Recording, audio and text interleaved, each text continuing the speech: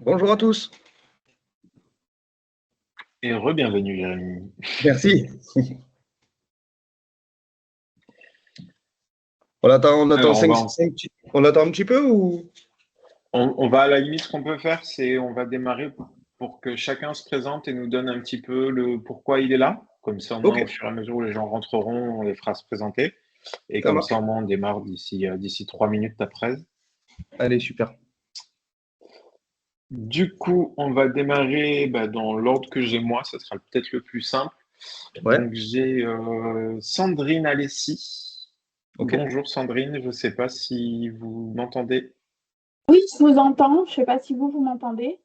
C'est bon, Super. je vous entends. Oh, Bienvenue. super. Merci pour cette invitation. Je participe surtout par curiosité, pour être tout à fait honnête. Euh, C'est bien.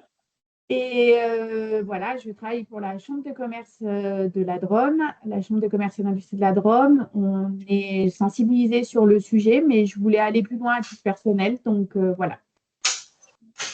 Eh bien, bienvenue Sandrine et Bienvenue. merci d'être présente ce matin. Merci à vous. On va continuer avec Robin Martinez. Oui, bonjour, est-ce que vous m'entendez? Oui, Oui, on vous Oui, alors, entend. bonjour à tous. Donc, moi, je m'appelle Robin Martinez, je suis web designer, donc je conçois des sites internet, donc je suis d'autant plus intéressé par la cybersécurité. C'est pas mon quotidien, mais j'y suis confronté souvent. Et voilà, c'est pour ça que je suis là ce matin avec vous, parce que c'est un sujet qui est très sensible et très intéressant pour moi. super. Vous travaillez principalement avec WordPress? Oui, principalement, oui. J'ai fait au début de ma carrière, j'ai fait des sites en HTML5 Bootstrap, mais aujourd'hui, je fais, je dirais, 95% en WordPress. Bon, mais super. Par contre, du coup, ça tombe super bien que vous soyez là parce que je vais expliquer comment en fait une succession de vulnérabilités, notamment ne serait-ce que sur un site WordPress, peut mener, on va dire, à des dégâts catastrophiques, quoi, pour le coup. Ben, je Et c'est confirme alors, parce que, c'est un scénario en situation réelle. Moi, j'ai rencontré ça en situation réelle. Je vais expliquer un petit peu qui je suis, ce que je fais, et vous allez comprendre que voilà, c'est important de bien sécuriser ces WordPress et d'avoir une bonne hygiène numérique de base. Voilà, c'est tout l'objectif aussi de ce webinaire, pour le coup. ben, ça tombe bien, c'est exactement ce que je recherche. Je n'ai pas Super. entendu ce son-là depuis les années 90, je crois. Ah ouais, ça pique un peu, ouais. Je sais pas qui a son téléphone pas très loin du C'est Pierre. micro. Hop, Oui, bon. Ok, ça s'arrête. merci. Merci beaucoup, Robin. Là, Eh bien, on continue avec Pierre, du coup, vu qu'il a la parole. Hop.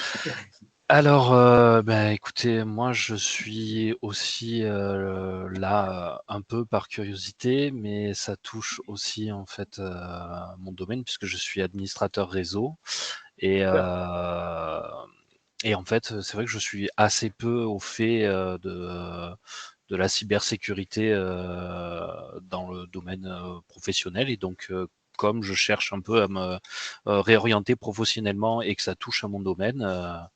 Je suis là pour apprendre. Bon, super, génial. Parfait. Et donc, Frédéric Mistral, ce n'est pas Frédéric Mistral, c'est Nicolas Ligny. Ouais, bonjour. En fait, vous m'entendez bien parce que j'ai un On config un peu t'entend. spécial. Bon, super. Oui, donc moi, je suis donc Mais Nicolas là, je suis en Ligny. formation.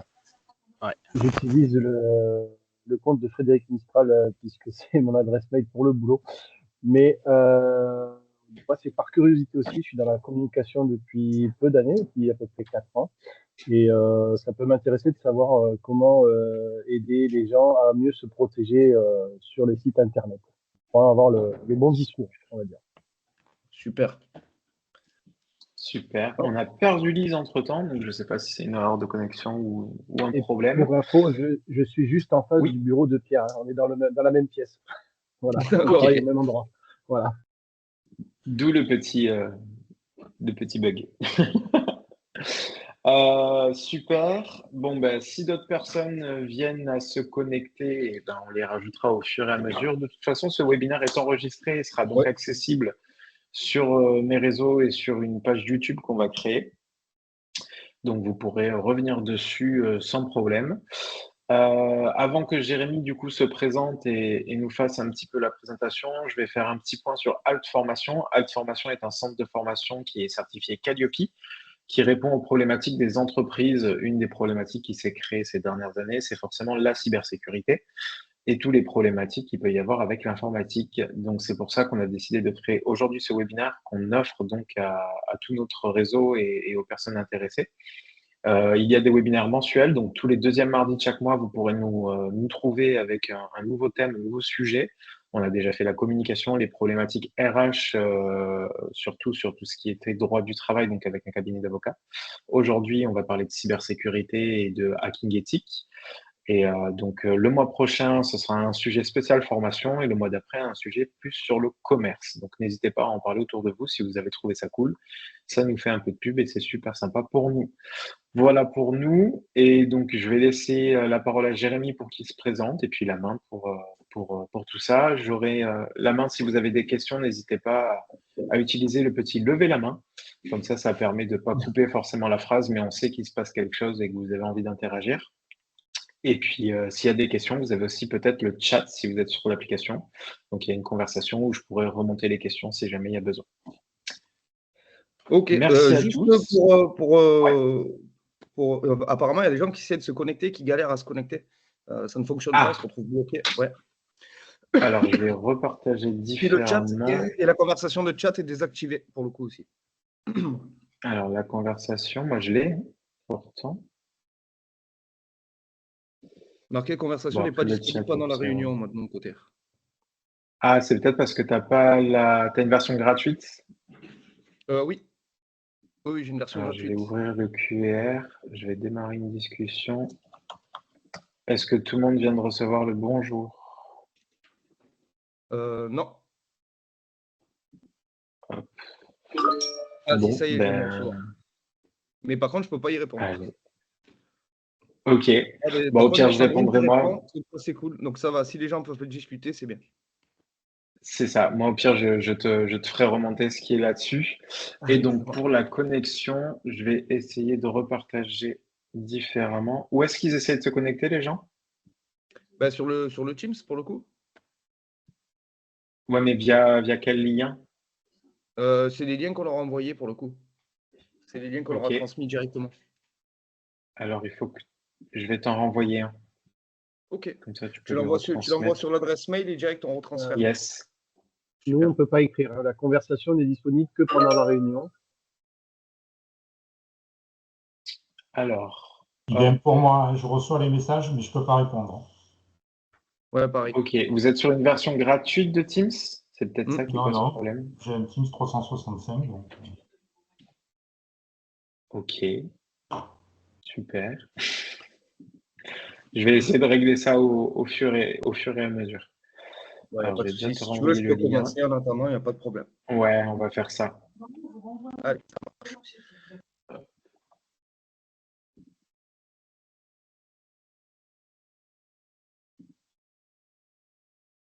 Allez, c'est parti. On t'a coupé ton micro, Jérémy?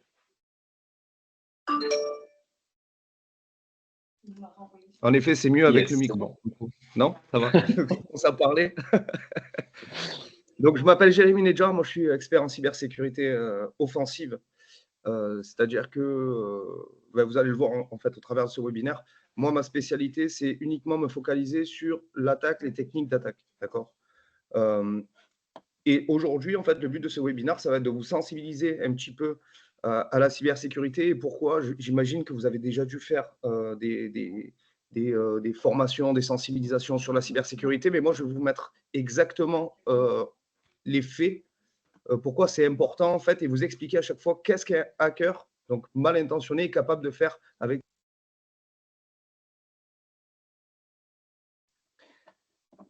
Donc, moi, je m'appelle Jérémy Nedjar, je suis connu dans la communauté sous le nom de Santo, d'accord. On va dire c'est une communauté qui est très gamifiée.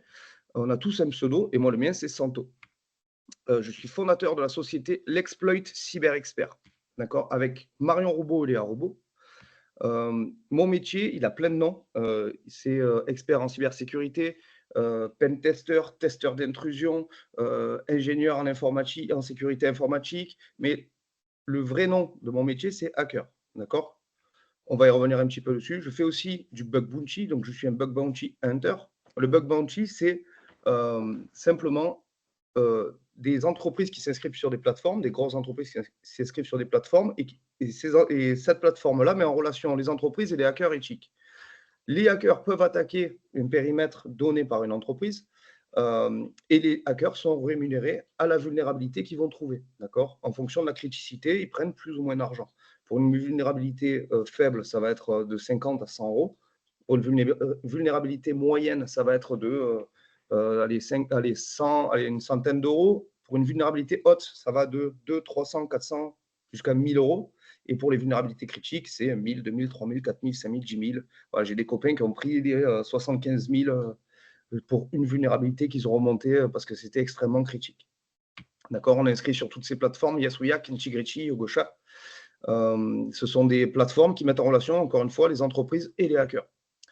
Je fais aussi des CTF. Les CTF, ce sont des petits concours de hacking qui sont organisés par, en général, des écoles ou des entreprises pour challenger un petit peu les hackers et se maintenir un petit peu au fait des dernières vulnérabilités. Les principales plateformes sur lesquelles on s'entraîne sont Hack the Box, RootMe et TryHackMe. Alors, RootMe est français, donc ça, je tiens à le souligner parce que c'est super sympa. Et en plus, il y a pas mal de ressources pour apprendre un petit peu ce que c'est le hacking et les intrusions. Je fais aussi de la formation, de la sensibilisation pour M2S, Faculté des Sciences, l'ESME, Alt Formation pour le coup, école d'ingénieurs, centre de formation. Voilà. On donne aussi, on forme des futurs experts en cybersécurité. On fait partie de différentes communautés dans le hacking, notamment pour le coup Hacking Provence. Hacking Provence qui est la plus grosse asso de hacking éthique du sud de la France. J'étais vice-président de cette association-là. Je suis membre de OSINT FR, qui est en fait une association qui regroupe toutes les techniques de renseignement. Il faut savoir que dans le hacking, 80% d'une intrusion réussie est due au fait de l'OSINT, d'accord, donc du renseignement. Et on participe à l'European Cyber Cup, qui est le plus gros concours d'Europe de hacking éthique, qui se déroule à Lille, au Grand Palais, lors du FIC, Forum international de la cybersécurité. Et donc, nous sommes référencés aussi sur la plateforme cybermalveillance.gouv.fr. Nous sommes membres de l'Alliance pour la confiance du numérique, qui regroupe énormément de grosses entreprises qui se spécialisent en cybersécurité. On fait partie de l'Alliance PAC, sur lequel nous rédigeons et nous écrivons des textes avec des groupes de travail qui régissent un petit peu la NIS 2, donc la NIS 2 qui va sortir, on va peut-être pas en parler aujourd'hui. Et aussi, on est membre et on va dire soutien de Urgence Cyber Région Sud, qui est le CCIRT, donc Centre de réponse à incidents de la région. Il y en a un par région, et pour le coup, on est fiers d'en faire partie.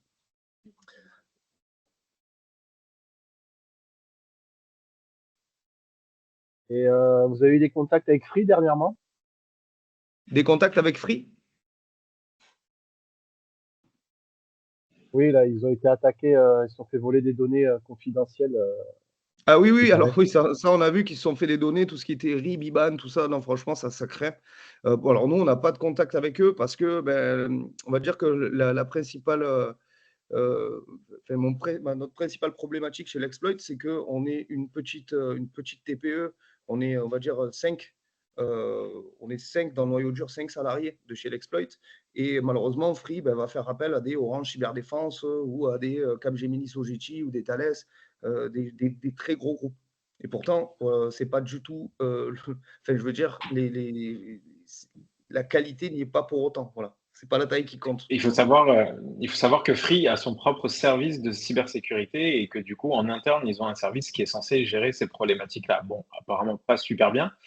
En tout cas, ils ont peut-être pas vu tout ce qui pouvait arriver, d'où l'intérêt aussi des fois, même si on a un service interne d'informatique, de cybersécurité, d'avoir quelqu'un qui, avec un œil externe, va venir chercher les failles possibles. Et c'est là où on est sur du hacking éthique que font L-Exploit. Exactement. Donc voilà, ça c'était pour un petit peu introduire le contexte. Nous, ce qu'on fait, en fait, ce qu'on vend, on vend donc du pentest. Le pentest, c'est des tests d'intrusion, c'est-à-dire qu'on va venir vraiment en accord avec l'entreprise au préalable et tenter de s'introduire dans leur système comme un cybercriminel le ferait. Et en fait, à la suite de cette intrusion, on va leur expliquer exactement par là où on est passé afin qu'ils puissent y remédier, simplement avant qu'un vrai cybercriminel puisse le faire.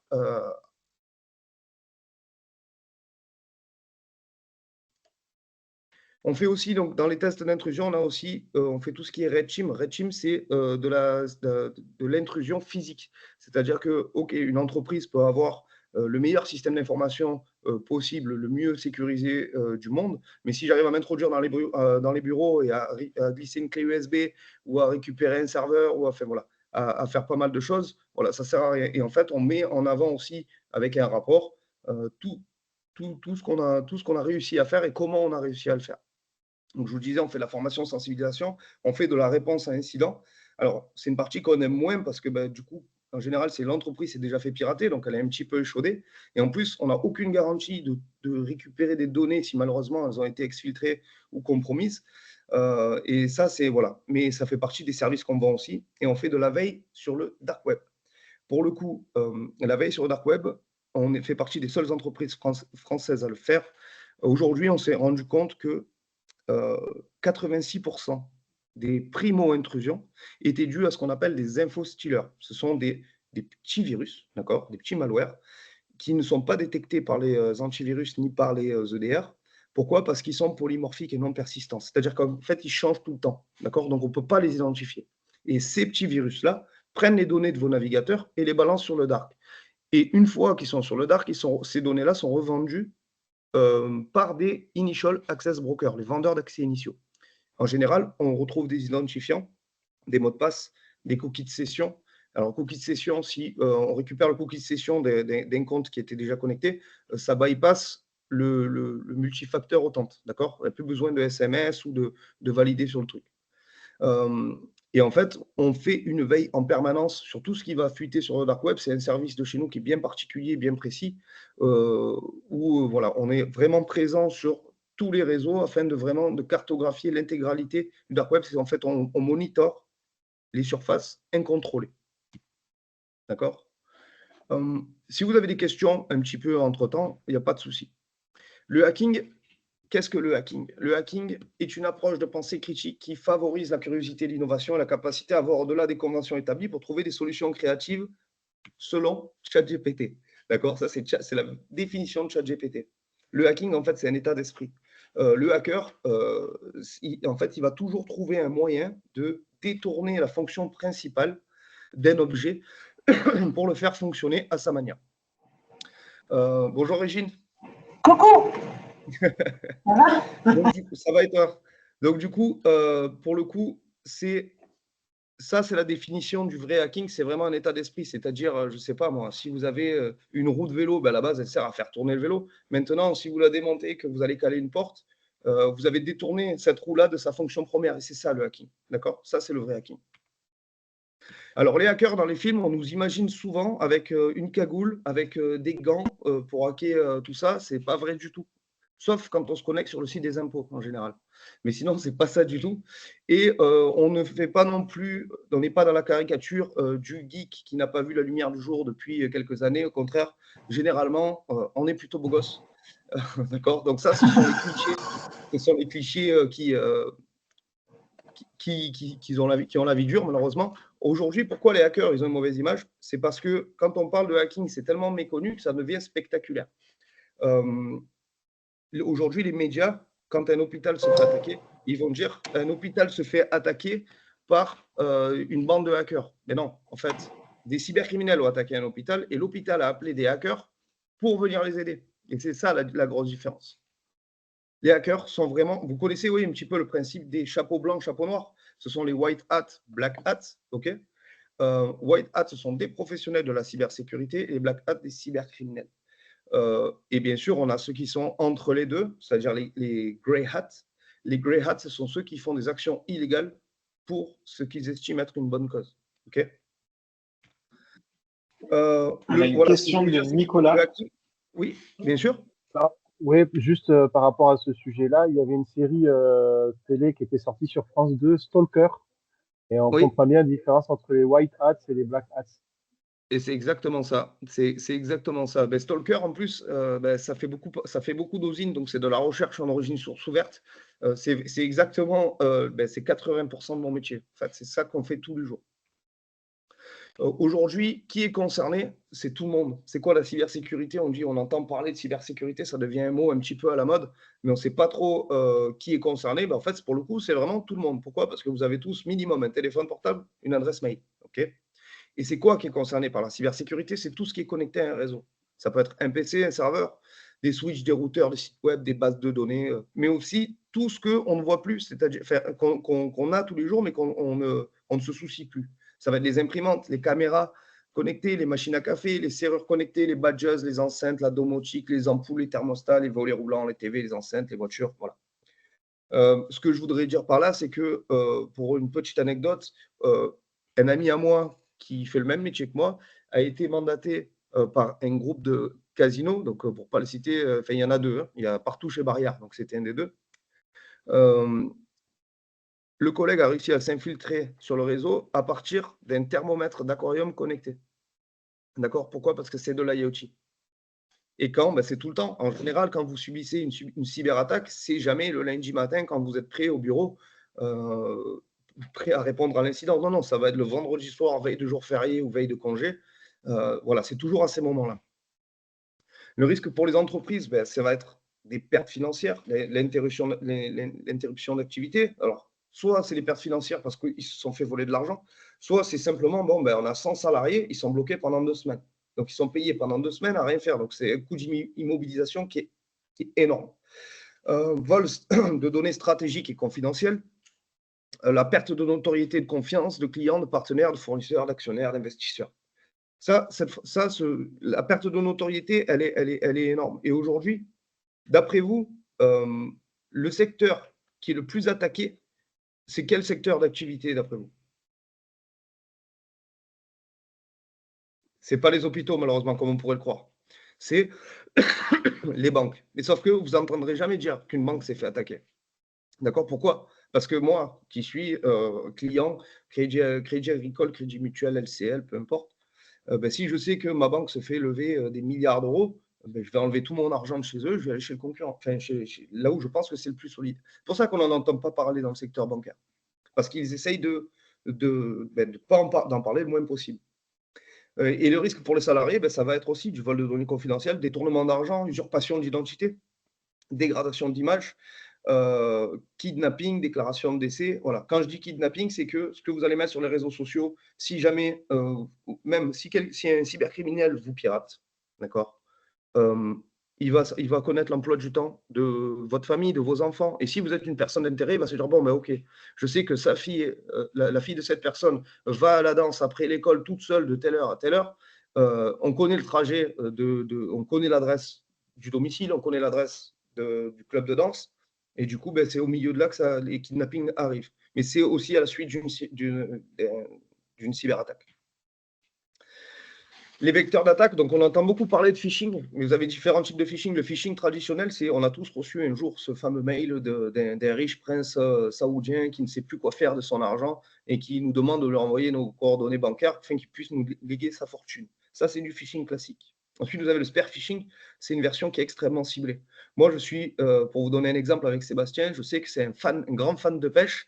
Je sais que si je vais lui envoyer du spear phishing, je vais me faire passer pour Pêche Magazine en lui envoyant un mail en lui disant « Écoute, tu as gagné ce super moulinet, connecte-toi sur le site de Pêche Magazine. » Et là, je vais récupérer les identifiants de Sébastien. Et ça va être déjà… Ouais, j'ai pas gagné un moulinet de pêche, du coup. Et non, par contre, tu as gagné par contre un gros verre qui est réussi à s'infiltrer dans ton ordinateur. Du coup, après, on a des attaques par force brute. Ça, on va le voir tout à l'heure. Ce sont des attaques par dictionnaire où on va venir tenter d'injecter énormément de listes de mots de passe, de dossiers ou quoi que ce soit pour essayer d'avoir des résultats. D'accord? Ça, c'est l'attaque par force brute. Vous avez les malwares. Les malwares, ce sont des virus. Et les ransomware, en fait, c'est un virus qui va venir exfiltrer des données et les chiffrer. D'accord? Jusqu'à ce que les gens payent une rançon. Et encore, il ne faut jamais payer une rançon car on n'est jamais sûr de récupérer ces données. Et si vous les payez une fois, vous pouvez être sûr que 6 mois plus tard, vous prenez un deuxième ransomware parce qu'ils vont se dire, bon, ben, c'est un bon payeur. D'accord? Vous avez donc les attaques par déni de service distribué, les fameuses attaques DDoS. Ces fameuses attaques DDoS, elles ne font rien de grave dans le sens où elles n'abîment pas. Elles font juste une interruption d'activité. D'accord? Elles vont envoyer tellement de requêtes qu'elles vont saturer les serveurs. Et là, du coup, ben, votre site internet ne pourra plus répondre, votre logiciel ne pourra plus répondre, votre boîte mail va être saturée. Voilà, c'est vraiment de la saturation.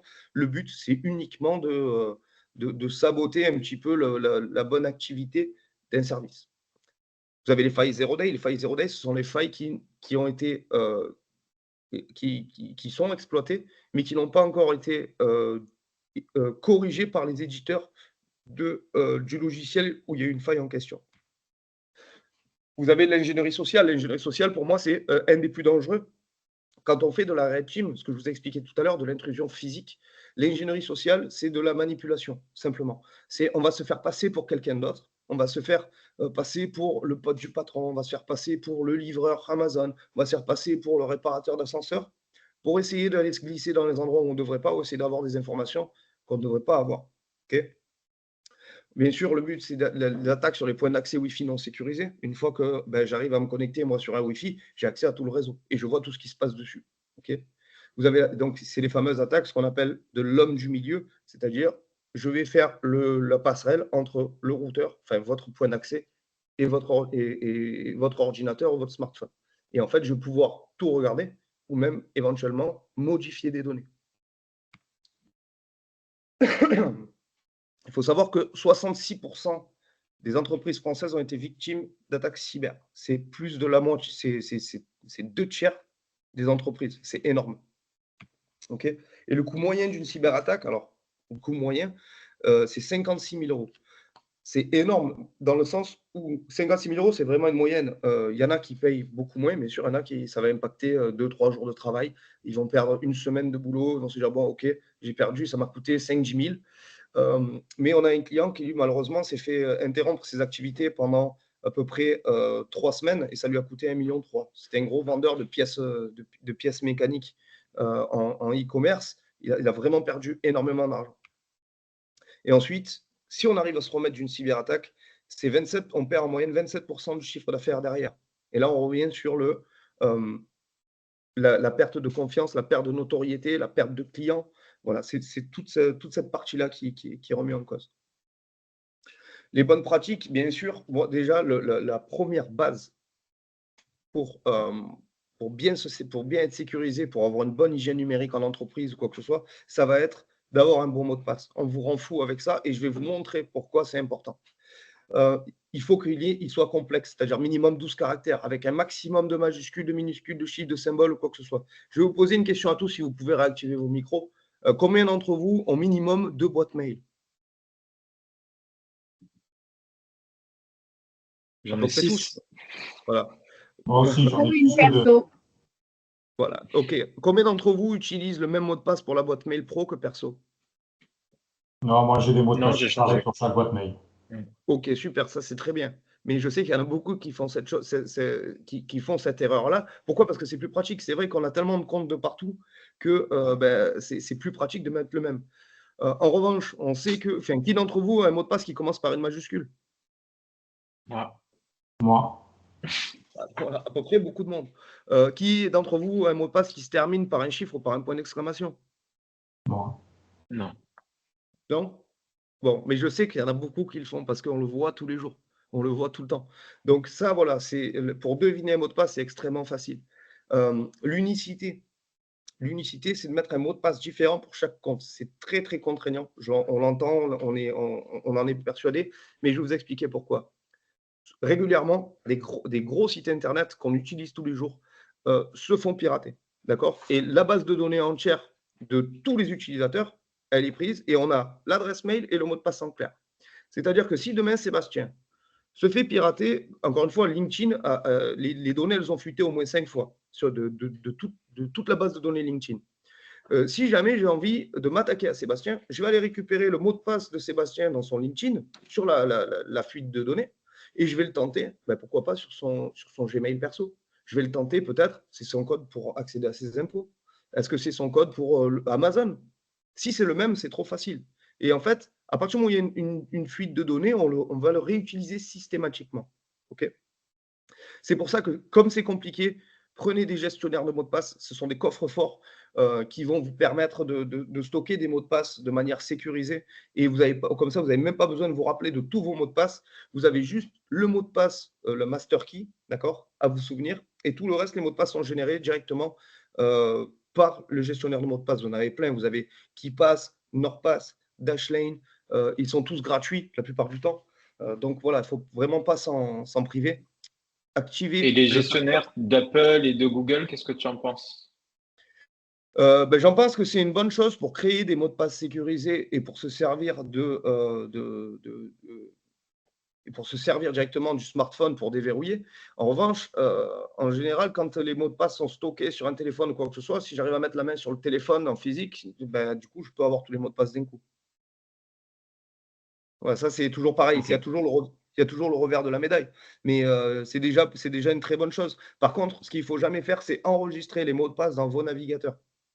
Pourquoi? Parce que quand vous voyez chaque fois quand vous voyez votre petit mot de passe où il y avait des astérisques à la place du texte, en fait, vous avez juste une petite commande à faire dans l'éditeur HTML et vous pouvez le voir en clair. Ça veut dire qu'il est bien stocké quelque part. Et donc, du coup, on peut venir le récupérer. Et en fait, c'est exactement ce que fait l'infostealer, ce que je parlais un petit peu tout à l'heure, qui va revendre ces données-là sur le dark web.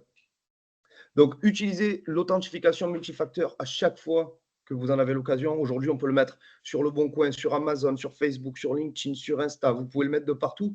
Et c'est très important parce que même si vous avez un mot de passe unique, très, très compliqué, si quelqu'un là, il tente de se connecter, si vous avez mis le multifacteur authentification, vous pouvez vous valider la connexion. Et c'est pour ça, du coup, c'est encore une sécurité en plus. Et pour le coup, pas trop contraignant. Donc ça, franchement, moi, je suis vraiment pour le MFA. Et bien sûr, faire des mises à jour régulières. Mettre à jour son mot de passe, on dit que c'est tous les 90 jours. On sait que c'est beaucoup trop. Sur tous ces comptes, c'est l'enfer à faire. Par contre, si vous pouvez le faire tous les 6 mois à 1 an, c'est vraiment bien. C'est beaucoup plus sécurisé. Voilà, ça, je vous ai mis une petite slide de l'ANSSI, pour le coup, c'est l'Agence nationale de la sécurité des systèmes d'information qui a fait, en fait, en fonction de la complexité des mots de passe et combien de temps il faut à un hacker pour le craquer. D'accord? Donc, on voit que quand on a 4 caractères et seulement des nombres, on le craque immédiatement. Jusqu'à 11 chiffres. 11 chiffres, ça se craque immédiatement. Pareil, quand vous mettez majuscule, minuscule, à partir du moment où vous n'en avez que 4, ça va très, très vite. Mais par contre, dès que vous rentrez dans 12 caractères avec majuscule, minuscule, symbole, tout ce que vous voulez, là, vous avez 226 ans. Donc, du coup, je vous garantis que, en fait, le but qu'il y a, c'est qu'on sait que le risque zéro n'existe pas. L'objectif premier, c'est d'essayer de décourager les hackers. En fait, c'est ça l'objectif premier. Donc, si vous êtes d'accord, je vais passer à la petite démonstration. OK.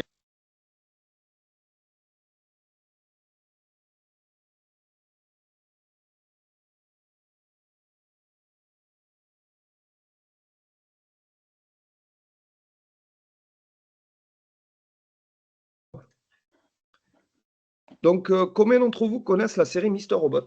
Ça vous parle? C'est une série qui est sur Amazon Prime.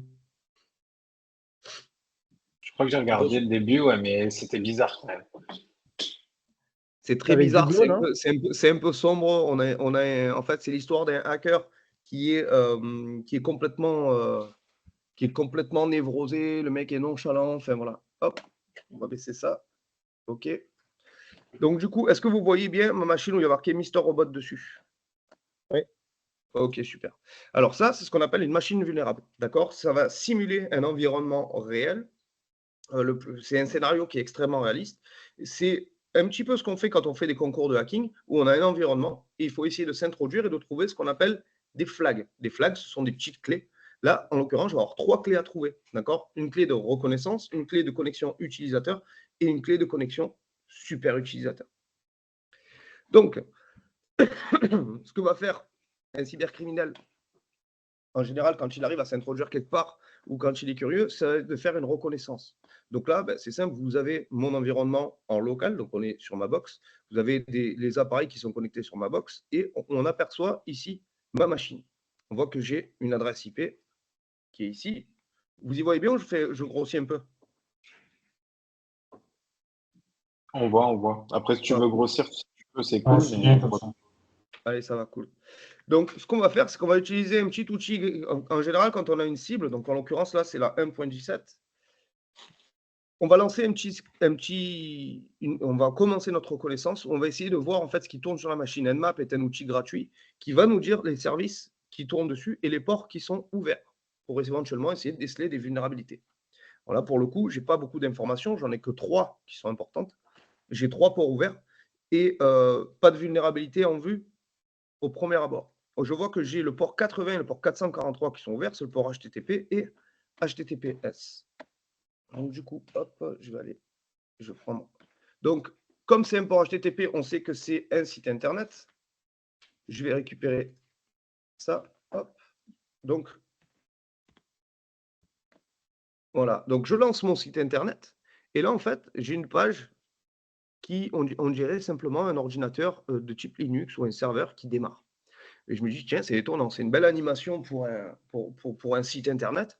Et là, on retrouve un petit peu l'environnement de Mr. Robot, où on nous donne des messages assez dark ou quoi que ce soit. Le but, c'est de retourner un petit peu l'État, de faire tomber les banques, voilà, de créer un petit peu une anarchie. Je vois que j'ai des commandes que je peux éventuellement effectuer. Donc, prepare, F-Society informe, on va marquer prepare. Mon travail de hacker commence. Je vais faire encore une fois de la reconnaissance. Okay, et en lançant ça, pas mal de choses, mais je n'ai pas d'informations sensibles. Pourquoi? Parce que un petit peu ce qu'ils veulent sur le... Hop, on va recommencer. Ils mettent un petit peu ce qu'ils veulent sur leur site internet. Mais moi, ce qui m'intéresse, c'est de trouver des informations. Ce qu'on va faire dans notre reconnaissance, c'est qu'on va, en général, toujours, et ça, je vous invite à le faire sur tous les sites internet sur lesquels vous vous trouvez, celui de votre boîte, celui de je ne sais pas moi, d'Amazon, de Twitter, de Facebook, de LinkedIn. Vous tapez dans l'URL, tout en haut, à la fin, vous marquez robots, robots.txt. Et dedans, en fait, vous allez avoir des indexations de pages auxquelles on ne devrait pas forcément avoir accès. D'accord? Et là, je vois que donc vous avez le user agent, il autorise donc tous les user agents. Les user agents, c'est dans les entêtes de vos requêtes. On ne va pas rentrer dans le détail technique maintenant, mais qu'il autorise grosso modo tout, que ce soit des robots, des téléphones, des ordinateurs ou quoi que ce soit. Je vois que j'ai ma clé numéro 1 sur 3. Donc ça, c'est déjà très cool. J'ai fait la moitié. Voilà, ça, c'est un flag. Un flag, c'est une ligne de code, d'accord, qui vaut un certain nombre de points. Donc là, en grosso modo, j'ai gagné à peu près 50 points. Et je vois que j'ai autre chose là qui me plaît, c'est que j'ai un fichier qui s'appelle fsociety.dic. fsociety.dic, c'est en général, ce sont des fichiers DIC, c'est dictionnaire. Donc, ce sont des fichiers qui sont en général super lourds. Donc, je l'ai déjà téléchargé. On va aller, c'était dans CD. Ops. Bon. Sauf ça, je crois que je l'avais mis. OK. Voilà. Donc, le fichier fsociety, il fait à peu près 858 160 lignes. OK? Donc, c'est beaucoup. Quand on ouvre un fichier qui fait ce poids-là, ça ressemble à ça. Et là, en fait, on se rend compte qu'on a déjà beaucoup de doublons, d'accord, et beaucoup de mots qui se répètent. On voit un petit peu des psychédéliques. Ça ressemble un petit peu aussi à des mots de passe. Quand on analyse un petit peu ce qu'il y a dedans, ça ressemble à des mots de passe. Donc, ce que je vais faire, c'est que je vais le trier, d'accord, parce qu'on est des gens qui sont super bien organisés. Donc, ops. Alors, sorte. Donc, je le trie pour rendre les mots uniques et on va appeler le fichier mot de passe.txt. Hop, OK. Et là, quand je compte le nombre que j'ai dans le fichier mot de passe que je viens de créer, j'en ai plus que 11 000. Je me dis, ah, déjà, le fichier, il s'est allégé. Si je dois éventuellement effectuer une attaque par brute force, c'est déjà plus vivable. OK. je me dis, OK, c'est pas grave, on continue. Je me mets ce fichier de côté et je continue ma reconnaissance sur ce fameux site internet. D'accord? Je vais utiliser un petit outil qui s'appelle Dirtbuster pour essayer de voir si éventuellement il n'y a pas des s'il n'y a pas des dossiers ou fichiers auxquels je ne suis pas censé avoir accès. Hop. Alors, il est où? Ah, il est ici. OK. Donc ça, c'est mon petit Dirtbuster. Je mets l'adresse IP cible. On va essayer d'aller un peu plus vite. Je choisis la liste de mots que j'ai envie qu'il trouve. Hop. User. User. Share. On va y arriver. Word list. Dirtbuster. Et on va mettre le medium. Allez. Et là, on va lancer le scan.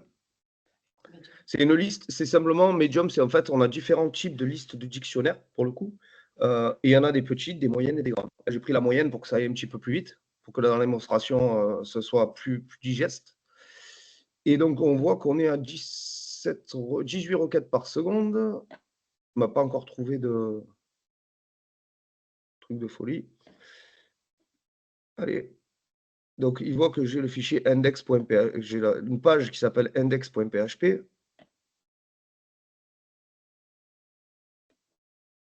Et en fait, voilà, en allant un petit peu plus, il va me sortir un petit peu. Voilà, ça c'est génial. Hop. Ici, quand on voit qu'on a wp-login.php, pour ceux qui connaissent, et je pense qu'il y en a quelques-uns d'entre vous qui connaissent ici aujourd'hui, c'est une page de connexion WordPress. Et là, on voit bien qu'on est sur un WordPress. Le hacker habituel va toujours tenter un admin-admin parce que ça marche beaucoup plus souvent que ce qu'on peut le penser. Ça marche dans, allez, je n'ai pas envie de dire 50% des cas, mais dans 40% des cas, ça marche. Donc, je rentre, il me dit « utilisateur invalide ». Et là, l'erreur, elle est importante. Pourquoi? Parce qu'il me dit que mon utilisateur est invalide. Donc, je me dis « OK ». J'effectue un petit peu plus de recherche. On commence à se renseigner sur le fameux Mister Robot. On sait que le protagoniste principal de la série s'appelle Elliot. Donc, je me dis « est-ce que l'utilisateur Elliot existe ?» Je n'ai toujours pas le mot de passe. Et là, j'ai une erreur qui est différente et qui me met la puce à l'oreille. Le mot de passe que vous avez rentré pour l'utilisateur Elliot est incorrect. Et là, du coup, je me dis, ah, OK, je suis sur une bonne piste. Là, deux solutions s'offrent à moi. Je vais utiliser mon petit, un petit outil, hop, magique, qui s'appelle WP-Scan. WP-Scan, c'est un utilisateur qui, c'est en fait un scanner de site WordPress. Okay, le scanner de site WordPress, il va vous dire les templates si elles sont à jour, les modules s'ils sont à jour. Est-ce qu'on a éventuellement le nom des auteurs? Est-ce qu'on a, voilà, est-ce qu'on a, en fait, c'est encore une fois de la collecte d'informations. Ok, donc on va faire tirer URL. Hop, on va coller notre URL. On va coller notre site cible. Et je vais lui dire, tu vas me faire une attaque par force brute, c'est-à-dire mot de passe par mot de passe, sur l'utilisateur Elliot, user Elliot, et le mot de passe, tout à l'heure, j'ai récupéré une liste sur le site internet qui me semble éventuellement contenir des mots de passe. Je vais envoyer, mais du coup, le fameux fichier que j'ai recréé où il y a 11 000 tentatives, et on va voir ce que ça me donne. Donc là, il me demande normalement si je veux bien le mettre à jour. Ah ben non, même pas. Il est à jour, c'est cool. Donc là, vous voyez qu'il me dit, il regarde un petit peu les trucs intéressants. Je vois que le serveur, c'est un Apache. Ça me donne encore des informations pour continuer mon attaque. On voit le thème. Le thème, apparemment, il est à jour. Il envoie, il va attaquer un petit peu, donc les 11 000 mots de passe sur l'utilisateur Elliot. OK. Et là, comme vous pouvez le voir, dans pas longtemps, allez, encore dans 5 secondes. Voilà. Donc, il a envoyé les 11 000 mots de passe. Il a fallu, vous avez vu, même pas 10 secondes. Hein. Et il voit qu'il me donne une combinaison. Il a trouvé une combinaison valide d'identifiant et de mot de passe. Donc, l'utilisateur, c'est bien Elliot, et le mot de passe, ce serait éventuellement ER280652. Il m'a fallu 5 secondes pour le craquer.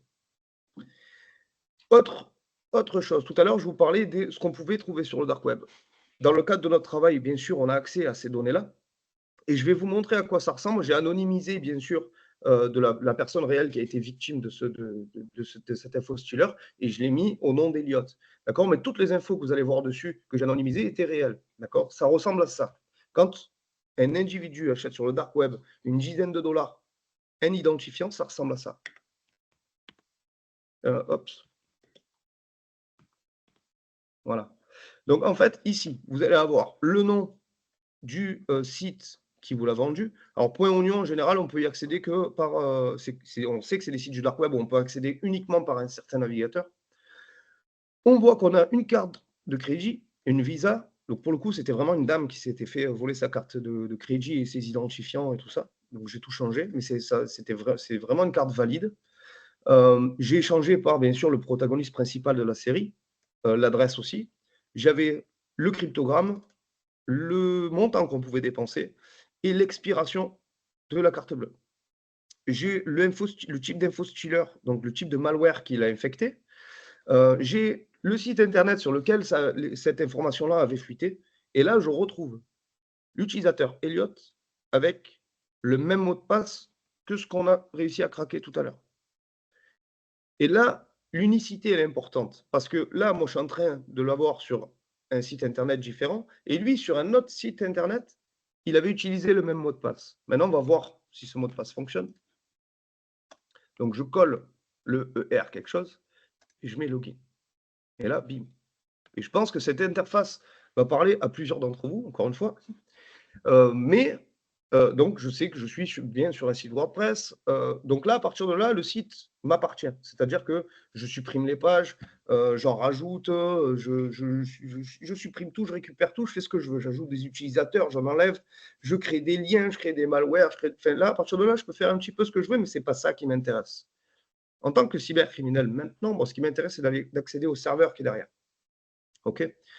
Première information qui est intéressante, c'est que quand on regarde ici, on me dit que le WordPress 6.6.2 est dispo et qu'il faut que je mette à jour. Donc, je sais que ma version n'est pas à jour. Et ça, pour le coup, c'est pas bien. Parce que en cherchant un petit peu sur cette version de WordPress, donc tout à l'heure, j'avais la version de WordPress, ils me disent que c'était... Où est-ce qu'il est? WordPress Read. Performer, nanana, ok. Bref, on avait réussi à récupérer la version de WordPress et je sais qu'elle est vulnérable. Ok, donc potentiellement, je peux injecter un script malveillant pour essayer de récupérer la connexion qui va me rediriger vers le serveur. Et je vais vous montrer avec quelle facilité on arrive à faire ça, avec quelle rapidité surtout. Donc, moi, mon but, c'est de pouvoir injecter du code. Ça tombe bien. C'est un site internet, c'est du HTML, on peut injecter du code. Là, sur ma droite, quand on regarde dans Templates, j'ai différents templates, donc ça va être le format d'une page. Okay, je vois que le format de la page, c'est du PHP. La page 404, vous savez, c'est les pages non trouvées. Donc, je sais que le site accepte du PHP. Ben, je me dis, c'est très cool. Je vais aller sur un site internet que vous ne connaissez peut-être pas, qui s'appelle Google. Et de là, on va rechercher donc, en PHP ce qu'on appelle, moi, pour me rediriger la connexion sur le serveur, ça s'appelle une reverse shell. D'accord? Une shell inversée. Reverse shell. Hop. Vous prenez le premier qui vient, vous copiez le code.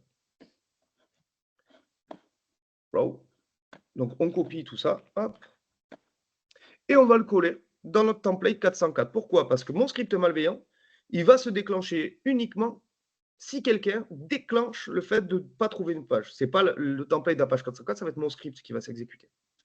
Donc là, hop, on copie, on colle tout, hop.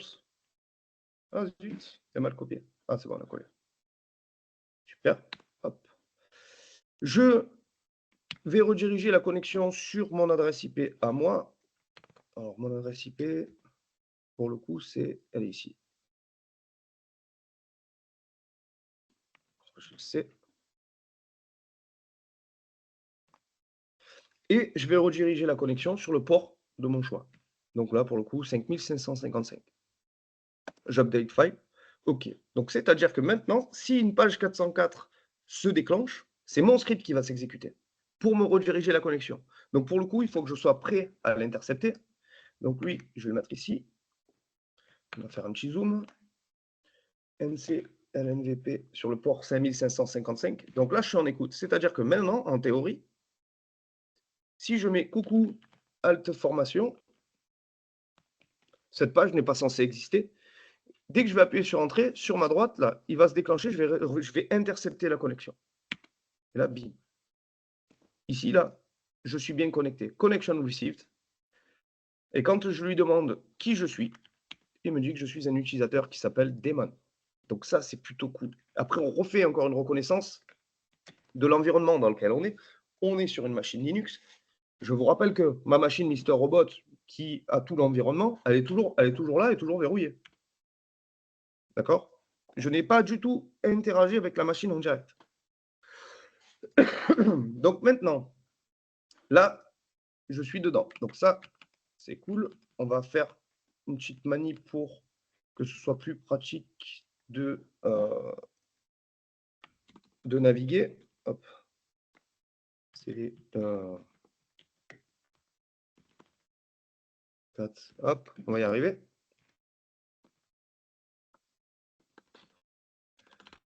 Alors, c'est des démos. Hop, Sophos, cat, useful, parfait. C'est parfait. OK. Donc voilà. Là, donc je suis bien l'utilisateur Daemon. Je fais une liste de ce qu'il y a sur le serveur et on voit qu'on tombe bien sur un serveur Linux, on va dire traditionnel, OK, dans lequel il y a plein d'environnements de fonctionnement, OK. Et là, en fait, dans le dossier Home, c'est là où on va trouver les utilisateurs. Donc, je vais aller dans ce dossier Home, je liste ce qu'il y a dedans et je vois que j'ai un utilisateur qui s'appelle Robot. Donc, c'est un dossier, je vais dans le dossier Robot et je liste ce qu'il y a pour voir ce qu'il y aurait éventuellement dans ce dossier. Je vois que j'ai un fichier clé 2 sur 3, je me dis super, j'essaie de l'ouvrir. Et là, il me dit permission denied. Je n'ai pas, c'est-à-dire que l'utilisateur Daemon ne peut pas ouvrir le fichier 2 sur 3 dans le dossier de l'utilisateur robot. Et je me dis, ah ok, on va essayer d'analyser, on va chercher un peu des informations. Et là, dans ce dossier-là, j'ai un fichier qui s'appelle password raw.md5. Je vais essayer de l'ouvrir. Et là, ben, j'arrive à l'ouvrir.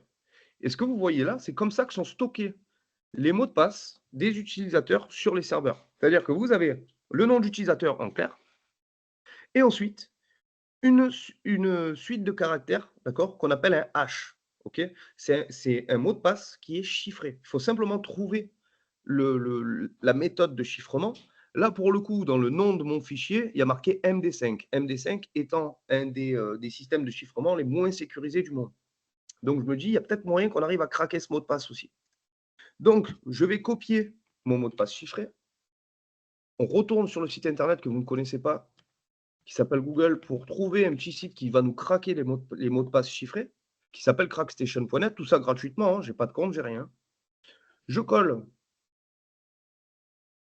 mon mot de passe chiffré, et bim, là, il me l'a craqué. Il m'a dit que le mot de passe chiffré, en déchiffré, c'est l'alphabet dans l'ordre. Donc, pour le coup, la longueur du mot de passe, elle est géniale parce qu'il y a 26 caractères. Par contre, il n'y a pas de majuscule, de minuscule, ni de lettres inversées. D'accord? Donc ça, ce n'était pas très, très intelligent. Maintenant que j'ai l'utilisateur et le mot de passe de Robot, ben on va essayer de se connecter en tant que Robot, parce que peut-être que lui aura plus de droits que nous. Donc, on fait switch user pour changer d'utilisateur sur le Robot. Je colle le mot de passe. Ah mais non, c'est pas le bon, évidemment. Je n'ai pas copié l'alphabet. C'est SU Robot. Et là, boum, je suis Robot. Maintenant que je suis Robot, est-ce que je peux éventuellement ouvrir mon fichier clé 2 sur 3? Oups. What? Ah. Ok. Et je vois bien que j'ai mon deuxième flag. Là, c'est très cool. Mon but, ça va être maintenant d'aller, parce qu'en fait, dans chaque système d'information que vous avez un utilisateur, un administrateur et ce qu'on appelle un super utilisateur. Sur Windows, ça va être NT Authority System et sur Linux, ça va être root. Moi, mon but, c'est de devenir root. Donc, c'est d'aller dans le dossier là, hop, on revient. Mon but, c'est d'essayer d'aller là-dedans parce que si j'essaie d'aller là-dedans pour l'instant, on me dit que je n'ai pas la permission et c'est normal. Donc, on va chercher un petit peu des informations, on va faire des recherches, on va se prendre des portes un petit peu de partout, ça prend du temps. Mais en faisant une analyse de ce qu'il y a sur le serveur, je m'aperçois qu'il y a le fameux logiciel Nmap. C'est le tout premier que j'ai utilisé pour énumérer les services. Je me dis, tiens, un site qui héberge WordPress a un scanner de port et de vulnérabilité. Je me dis, c'est étrange. Je regarde la version de ce fameux Nmap et je vois que je suis en 3.81. Tiens, c'est étonnant. Parce que moi, sur ma machine d'attaque, le Nmap, qui est ici, qui est à jour pour le coup, Nmap, version. La version à jour, elle est en 7.94. Je me dis, est-ce qu'il n'y aurait pas des vulnérabilités sur cette version de Nmap qui me permettrait d'élever mes privilèges? Et là, pour le coup, on va retourner là-dessus. On va sur un petit logiciel qui s'appelle GTFO Wins, donc qui est accessible à tous, sur lequel c'est un logiciel qui liste tous les outils qui vont nous permettre d'élever nos privilèges en fonction des vulnérabilités des logiciels qui sont installés. Donc là, on retrouve bien notre Nmap. Et je vois que j'ai le moyen d'obtenir donc mon fameux shell avec un jazz, qui veut dire super utilisateur, donc en route, sur le mode interactif, disponible de la version 2.02 à 5.21. Et là, je me dis, ah, normalement, si j'effectue ces deux commandes, je deviens super utilisateur et donc du coup propriétaire du serveur. Donc on voit que ma commande est passée, je suis bien en Nmap, et là, il ne me reste plus que celle-là à faire. Donc point d'exclamation SH, et on voit ce qui se passe. Et là, il y a quelque chose de différent, c'est que j'ai enfin mon jazz.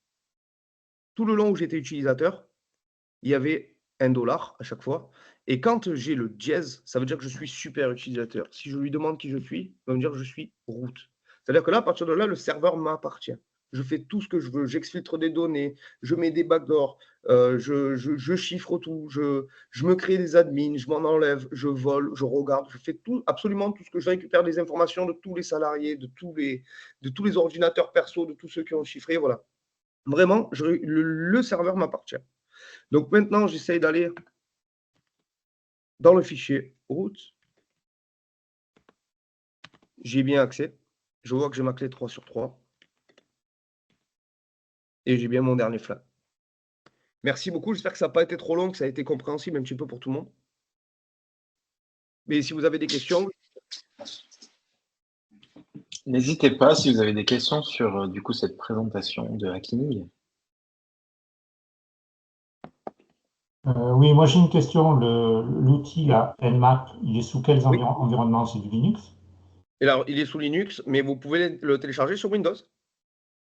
D'accord. Nmap, c'est vraiment un outil de sécurité pour les experts, hein, enfin pour ceux qui vont faire du réseau, on va dire. D'accord. Et sous Windows, tu l'utilises à la console, c'est ça? Pas forcément, vous avez une version, je crois, en graphique environnement aussi. Donc moi, comme je suis sur Linux, ça ne marche pas. Enfin, on ne va pas me le trouver de suite. Mais je pense que, voilà, Windows, Mac, Linux. D'accord. Et vous l'avez, non? Voilà, ils ont fait un ZenMap, donc, mais qui va faire exactement ce que je fais moi. Ça fait peur. Du coup, vous avez vu qu'une petite succession de vulnérabilités, c'était quoi? C'était un mot de passe trop faible. Je l'ai cassé en moins de 10 secondes. En plus, il a été réutilisé à 2 endroits différents, ce qui m'a permis, comme ça a fuité sur un, de me connecter sur l'autre. Deuxième vulnérabilité, c'était quoi? C'était le WordPress qui n'est pas à jour. En général, il faut faire des mises à jour tout le temps. Pourquoi? Parce que ce n'est pas parce qu'il va y avoir une nouvelle fonctionnalité dans l'outil que vous allez utiliser. C'est parce qu'ils ont corrigé des failles de sécurité. Et là, pour le coup, le WordPress était vulnérable. Pourtant, il n'y a rien, il y a juste un bouton à appuyer pour faire mise à jour. C'est vraiment le truc. Ça, c'est la troisième vulnérabilité. Quatrième vulnérabilité. Je suis connecté en tant qu'utilisateur daemon. D'accord? J'ai réussi à ouvrir un fichier sur le dossier robot qui a permis de me connecter en tant que robot. Donc, gestion des utilisateurs. Pour ceux qui sont DSI, RSSI, très important le cloisonnement entre les utilisateurs. Et dernière vulnérabilité, encore une fois, mauvais cloisonnement, l'utilisateur robot pouvait utiliser le logiciel Nmap avec des droits super utilisateurs. Et ça, c'était l'erreur fatale.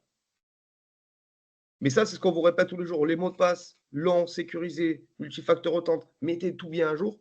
C'est pour ces raisons-là. Parce que quelqu'un comme moi, et pour le coup, là, c'est un environnement de test, c'est un environnement d'entraînement qui est dédié pour ça. Maintenant, on a réussi à compromettre un aéroport entier en Belgique avec exactement la même manière. Pourquoi? Parce que leur intranet était basé sur un WordPress qui était malheureusement pas à jour. Et le salarié, pour le coup, la salariée avait mis le nom de sa fille. C'était son prénom avec un 7 derrière. Ce qui a fait que... Oui, Frédéric? Non, c'est Nicolas. Ah, Nicolas, pour le coup, oui, il va marquer Frédéric Mistral, c'est pour ça. Ah ouais, pardon, c'est vrai. Donc en C'est fait, le compte du lycée. Tu nous conseilles, bon, aussi bien perso que pour au niveau professionnel, pour ceux qui gèrent un réseau, c'est d'utiliser des coffres-forts numériques, c'est ça qui existe pour Coffre-fort avoir de mot tous de passe, vos ouais. mots de passe. Ouais. Parce que je vois des fois, maintenant, quand on crée des nouveaux comptes, il y a Google qui nous propose de générer des mots de passe sécurisés, qui Oui. permet de les enregistrer dans le navigateur. Parce que je pense qu'on est tous comme ça. Par facilité, on se connecte à notre navigateur et tous les mots de passe sont enregistrés dessus. Mais si on arrive à se faire craquer ça, on perd tout en fait. On perd tous les mots de passe. Et complètement. Complètement. Regardez, je vais vous montrer pourquoi. Parce qu'en fait, c'est les petits. Je vais essayer de retourner sur le. Vous le montrer en direct. Sur la page de connexion. Voilà, OK.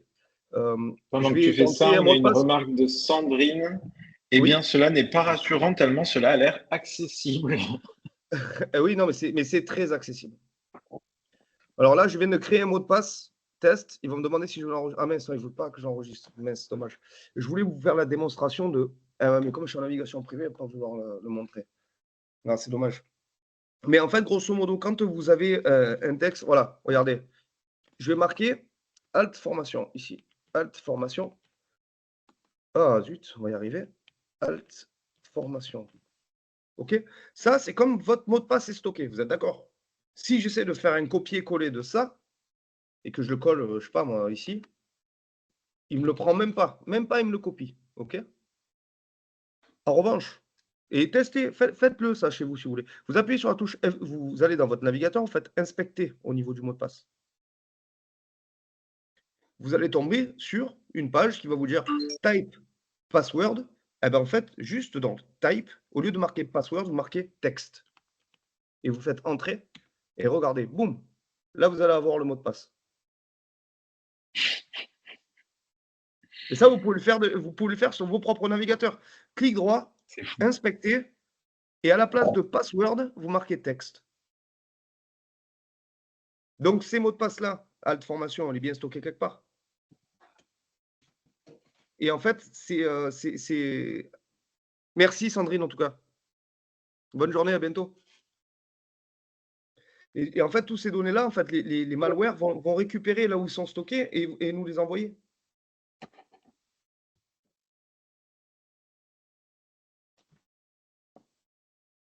C'est pour ça qu'en fait, l'avantage qu'il y a, c'est qu'on sait que les DSI, les RSSI, les webmasters, ils ne peuvent pas avoir l'œil de partout. En revanche, nous, on essaye de se placer, vraiment de se mettre dans la peau d'un cybercriminel avec les mêmes outils, avec la même méthodologie. On reste en veille sur ces choses-là, uniquement dans le but de protéger les entreprises. Bon, alors là, tu viens de montrer un truc, franchement, alors ça peut aider quand on a des gens qui oublient leur mot de passe. Oui. Mais, là, ça fait peur. Là, ça fait peur. Parce que n'importe qui arrive sur ta machine peut retrouver tes mots de passe. Bon, en même temps, il suffirait de se déconnecter de Google à chaque fois qu'on fait une session, hein, Oui. pour pas que les gens puissent se reconnecter dessus. Mais bon, c'est l'avantage d'avoir les comptes connectés sur les navigateurs. Mais d'une machine plus à on va l'autre. avoir de la facilité, plus ça va générer du risque. Et Et ouais. l'équilibre, il est toujours là. Voilà, c'est toujours pareil.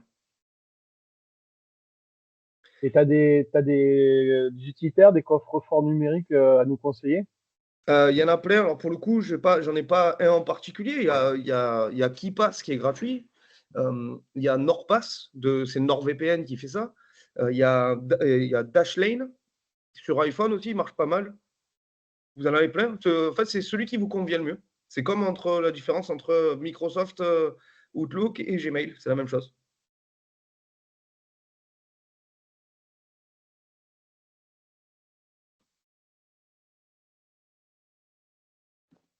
C'est assez fou quand même. C'est- Et du coup, je suis content si vous avez appris le F12 là, un peu juste pour regarder là, c'est très cool. Tu as tenté Seb ou pas? Pas encore.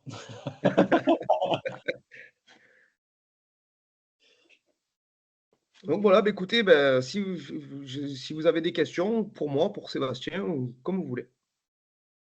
Après, l'astuce du F12, c'est quand même quand le mot de passe est déjà enregistré. C'est-à-dire que si Oui. ça apparaît les petits points, c'est que tu n'as Oui. qu'à faire entrer et tu te connectes quand même. C'est exactement ça. Oui, mais déjà, s'il est préenregistré, on n'a plus qu'à appuyer. Ça, c'est Ouais, voilà. c'est clair. Donc, Mais sauf que, on va dire que. mais ça te permet de retrouver un mot de passe que quelqu'un a l'habitude d'utiliser, d'aller voir si tu peux pas le tester sur un autre mode Bien sûr, connexion. mais sans parler, admettons, là, je suis sur un serveur qui est utilisé que par un seul utilisateur, donc ça n'existe pas. Mais admettons, je suis dans un environnement en situation réelle. Quand j'aurais fait, je me serais connecté avec Daemon, c'est le premier truc que j'aurais essayé de tenter, d'aller chercher là où ils sont stockés, donc sans passer par le navigateur. C'est-à-dire, je ne sais pas ce qui est sur le navigateur parce que je n'ai pas d'interface graphique pour le coup, mais je vais aller dans le dossier où ils sont répertoriés pour aller le récupérer. Tandis que s'il n'est pas sauvegardé, il n'est pas sauvegardé.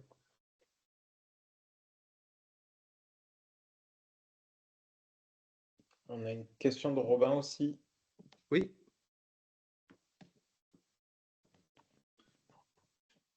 Oui, Robin.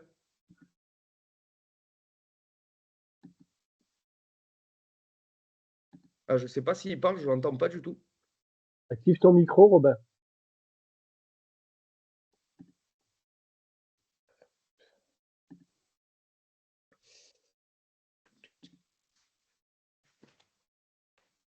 Robin, on ne tente pas. Vous m'entendez là? Ah, ça y est, super. Bon, petit problème technique avec mon micro, mais je viens de mettre mon casque, donc là, vous devriez mieux m'entendre. Oui, on vous entend. Bon. Là, tu es sur un serveur local, comme tu l'as dit, mais est-ce que Oui. les serveurs des opérateurs, quels qu'ils soient, sont aussi facilement craquables que ce que tu viens de nous montrer? Oui, parce qu'en fait, en soi, les serveurs des opérateurs, j'imagine qu'on parle d'OVH, on parle de tout ça. Oui, pas forcément OVH, mais voilà, ce type de serveur mutualisé, quoi. Oui, absolument. Mais en fait, tout dépend de la manière dont ils sont containerisés. C'est toujours pareil. Est-ce que c'est des Docker, est-ce que c'est des machines virtuelles, est-ce que c'est voilà, il y a tout cet environnement-là. En revanche, quand on s'attaque à des structures qui possèdent leur propre serveur et qui développent leur application sur leur propre serveur, là, pour le coup, c'est aussi facile que ça. Après, moi, m'introduire sur un WordPress, ça m'est arrivé régulièrement, si ce n'est pour l'aéroport où là, on a pu derrière pivoter et passer, on va dire, admin du contrôleur de domaine. Sur les serveurs de sites vitrines, en général, il n'y a pas plus d'infos que ça en soi. Ah oui, d'accord. Bon, par contre, moi, à titre professionnel, j'utilise des petits outils, des petits plugins sur mes sites WordPress qui changent, par exemple, l'adresse de connexion WP Logging. Ouais. Je trouve que ça, c'est assez efficace. Et il y a possibilité, par rapport à ce que tu nous as montré, de changer en PHP, tu peux coder ça en PHP, changer la réponse d'erreur, qu'on ne sache pas si c'est le mot de passe ou si c'est le nom qui n'est pas bon. Absolument. Ça, je trouve que c'est pas mal en termes de sécurité. Maintenant, après, c'est pas 100% sécure, ça, j'en suis sûr. C'est ça, c'est pas 100% sécure. Les sites WordPress, c'est le plus utilisé au monde. Voilà. Ouais, c'est 45% du net. Donc, c'est lui qui a par défaut le plus de templates, de plugins, de modules, de tout ce que vous voulez. Et donc, du coup, en fait, les modules et les plugins qui ont été développés un jour, ça se trouve, ils ne sont plus du tout maintenus. Et en fait, la difficulté, elle est là. C'est de trouver un module qui correspond à votre activité et qui soit maintenu à jour. Déjà, il faut en mettre le moins possible de plugins et faire en sorte qu'il soit à jour, parce que ça ne sert à rien d'avoir une version WordPress à jour si tu as un plugin qui n'est pas à jour, quoi. Haute vulnérabilité. J'ai envoyé 11 000 requêtes sur le truc, je ne me suis même pas fait IP ban. Oui. Alors qu'en théorie, normalement, au bout de 10 requêtes, on bloque mon adresse IP. Ouais.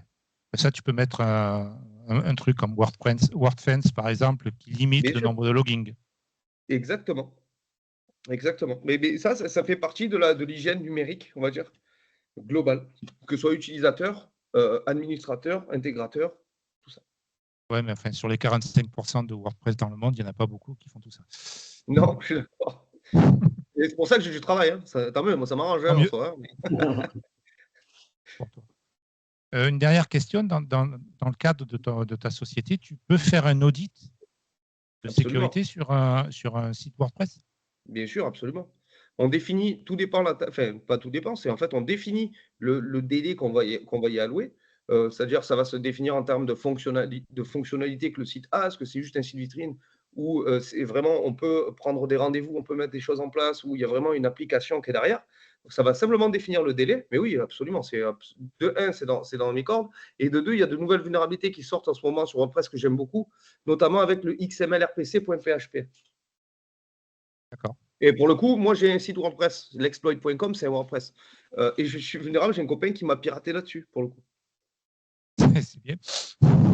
Et le truc qu'il y a, c'est que, en fait, je ne sais pas si vous avez entendu parler de la NIS 2, c'est le nouveau RGPD qui vont contraindre les entreprises à être en conformité au niveau autant cyber que physique. C'est-à-dire aujourd'hui, nous, nos assurances, ça nous disait, bon, il faut une serrure 3 points.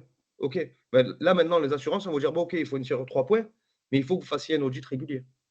Parce que je peux vous assurer ce que vous voulez contre les cyberattaques. Si vous n'avez pas mis le minimum, c'est comme si vous vous faites cambrioler et vous avez pris une assurance cambriolage, mais vous n'avez pas mis de serrure. C'est la même chose. Et en fait, l'ANIS 2 était censé rentrer en vigueur le 17 octobre. Ça a été repoussé au mois de mai. Mais dans 3 ans, en fait, ceux qui ne sont pas conformes se prendront des amendes de la CNIL. Et en fait, les audits de sécurité, pour le coup, elles font absolument partie intégrante d'une entreprise, que ce soit sur ses propres assets ou sur les assets de ce qu'elle va vendre derrière. Voilà, c'est toujours pareil. OK. Mais si jamais vous avez envie qu'on rentre en contact, je peux vous faire un devis, il n'y a pas de souci. J'ai un client qui me l'a demandé. Ah ben parfait, super. Avec grand plaisir. Donc voilà pour toutes les personnes présentes et puis pour tous ceux qui vont suivre le webinaire en seconde partie non live. N'hésitez pas à vous connecter sur les réseaux à L-Exploit, donc XPLOIT. Comme ça, vous pourrez déjà suivre leur activité. Ils sont présents sur pas mal de salons autour de la cybersécurité et de l'informatique. Donc, c'est hyper intéressant d'aller les voir, ne serait-ce que pour déjà leur passer un petit coucou et puis voir ce qu'ils font un petit peu plus. Pour les contacter, donc Jérémy, je ne sais pas si tu peux donner un mail pour qu'on puisse te contacter facilement. Ouais, bien sûr, c'est global. Je ne peux pas écrire sur le truc, mais c'est global@l'exploit.com. Voilà. Donc, vous pouvez les On va faire contacter. le copier-coller. Ouais. Ah, mince, Voilà. la caméra à la main.